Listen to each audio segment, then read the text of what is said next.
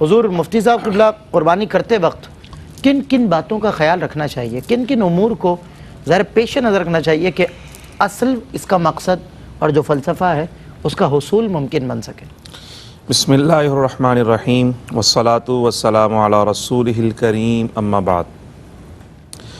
جیسے قبلہ علامہ صاحب دامت برکاتہم العالیہ نے اپنی گفتگو میں چند چیزوں کی طرف اشارہ کیا، اور آخری جو آپ نے بات چھوڑی ہے وہ اخلاص کی بات چھوڑی ہے۔ جی اور قربانی کرنے کے اندر جن امور کا خیال رکھا جانا چاہیے اس میں سب سے پہلی چیز حسن نیت ہے۔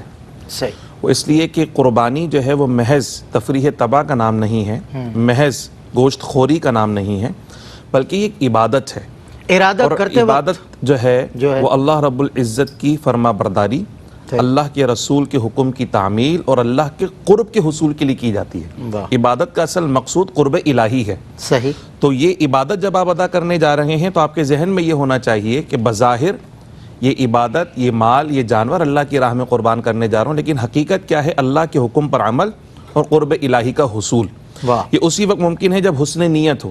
اس لیے رسول اللہ صلی اللہ تعالی علیہ وسلم نے ایک جگہ ارشاد فرمایا انما الاعمال بالنیات، اعمال کا دار و مدار نیت پر ہے۔ اور دوسری جگہ ارشاد فرمایا ان اللہ تعالی لا ينظر الى صورکم ولا الى اجسادکم ولکن ينظر الى قلوبکم۔ اللہ نہ تمہارے چہرے دیکھتا ہے نہ تمہارے جسم کو دیکھتا ہے، بلکہ وہ تو تمہارے قلوب کو دیکھتا ہے، تمہاری نیتوں کو دیکھتا ہے، اللہ کے ساتھ تمہارے تعلق کو دیکھتا ہے کہ کس نیت کے ساتھ تم یہ عبادت کرنے جا رہی ہو۔ اور قرآن مجید کی آیت مبارکہ حضرت نے بھی پیش کی، تبرکن میں بھی وہ پڑھتا ہوں کہ اللہ سبحانہ و تعالی نے براہ راست قرآن مجید میں ارشاد فرمایا لن ینال اللہ لحومها ولا دماؤها ولکن ینالہ التقوی منکم۔ جتنی عبادات ہم پر فرض کی گئی ہیں، ہر عبادت کے پیچھے کوئی نہ کوئی حکمت اللہ سبحانہ و تعالی نے رکھی۔ جیسے نماز کے لیے فرمایا ان الصلاۃ تنہی عن الفحشاء والمنکر۔ یہ جو آپ رکوع میں جا رہے ہیں، سجدے میں جا رہے ہیں، قیام کر رہے ہیں، پہلے وضو کر رہے ہیں، ان تمام چیزوں کا مقصود کیا، فائدہ کیا حاصل ہوگا؟ کہ بے حیائی سے بچ جاؤ گے، برائی سے بچ جاؤ گے۔ اسی طرح روزوں کے متعلق اللہ نے فرمایا کہ ولا کتب علیکم الصیام کما کتب علی الذین من قبلکم لعلکم تتقون۔ یہ صرف بھوکا پیاسا رکھنا مقصود نہیں ہے، ڈائٹنگ کروانا مقصود نہیں ہے، بلکہ حصول تقوی اصل مقصود ہے جو اس ذریعے سے حاصل ہوگا۔ زکوٰۃ کے لیے فرمایا خذ من اموالہم صدقۃ تطہرہم وتزکیہم بہا۔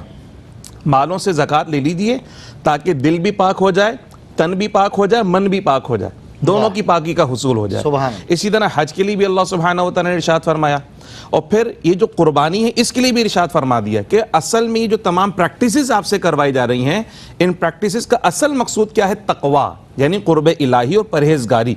اور پھر ایک مقصود جو اللہ سبحانہ و تعالی نے ارشاد فرمایا قربانی کا، فرمایا فَكُلُوا مِنْهَا وَأَطْعِمُوا الْقَانِعَ وَالْمُعْتَرَ۔ یہ قربانیاں اس لیے بھی رکھی گئی ہیں کہ تم بھی کھاؤ اور وہ جو نادار لوگ ہیں جنہیں پورا سال میسر نہیں، ان کا بھی خیال رکھو۔ یعنی قربانی کے امور میں ایک بات یہ بھی ہے کہ صرف ڈی فریزر کا پیٹ نہیں بھرنا ہے، بلکہ اپنے جو مسلمان بھائی جنہیں پورے سال یہ نعمت میسر نہ آتی ان کو کھلانا ہے۔ قربانی تو اصل میں سکھاتی ایثار ہے۔ ایثار کا مطلب کیا ہے؟ کہ اپنی جان سے زیادہ اپنے مسلمان بھائی کی ضرورت کو مد نظر رکھنا ہے، اس کو پورا کرنے کی کوشش کرنی ہے۔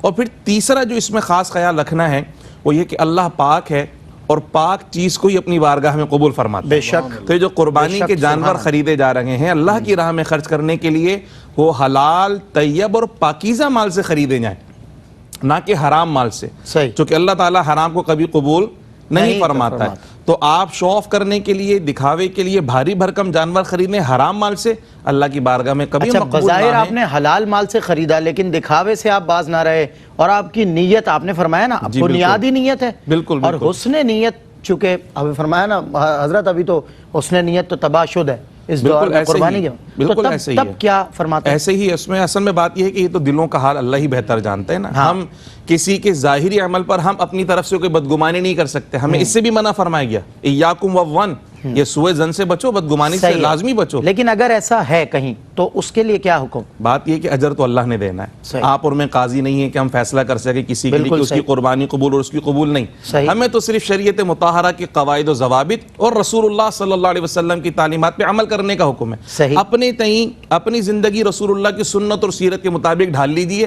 یہی حسن ہے اور یہی خوبصورتی ہے، اور اسی کے بارے میں پوچھا جائے گا۔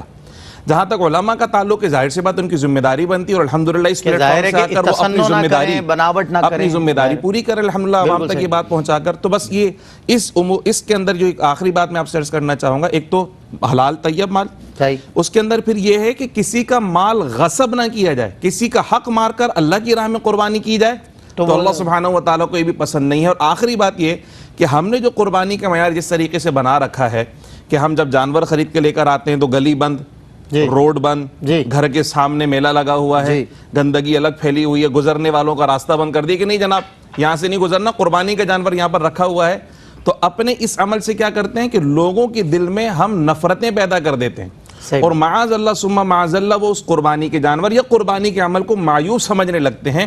تو یہ ہماری اپنی غلطیاں اور کوتاہیاں ہیں۔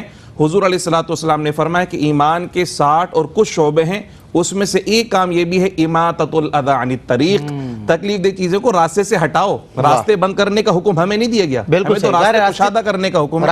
تو یہ بھی ان امور کا خیال رکھیں کہ لوگوں کے حقوق اس میں تلف نہ ہو، لوگوں کو تکلیف ہرگز نہ پہنچے۔ بالکل صحیح۔ اور ظاہر ہے ہم نے علماء کرام سے یہی سنا ہمیشہ کہ جس عمل میں ریاکاری نہ ہو، جس عمل میں نمود و نمائش نہ ہو، یہ وہ والی بات ہے مفتی صاحب کہ کسی سے بدگمانی نہیں ہے، لیکن نصیحت ہے ان لوگوں کے لیے تاکہ وہ اگر کوئی ایسا کر رہا ہے اور اس کام میں انوالو ہے تو وہ اپنی اصلاح کر لے، اس کام کو خالص کر لے، اس میں اخلاص لے، کیونکہ آپ نے فرمایا نا اس نے نیت ہی بنیاد ہے، یعنی جس طرح علامہ لیاقت صاحب نے ارشاد میں فرمایا کہ اخلاص ہی اس کی بنیاد ہے۔ اگر اخلاص نہیں تو ظاہر ہے جب ارادہ ہی آپ کا ملاوٹ کا شکار ہو جائے تو پھر عمل اور پھر بھی اللہ قبول فرما لے تو اس پر وہ قادر ہے۔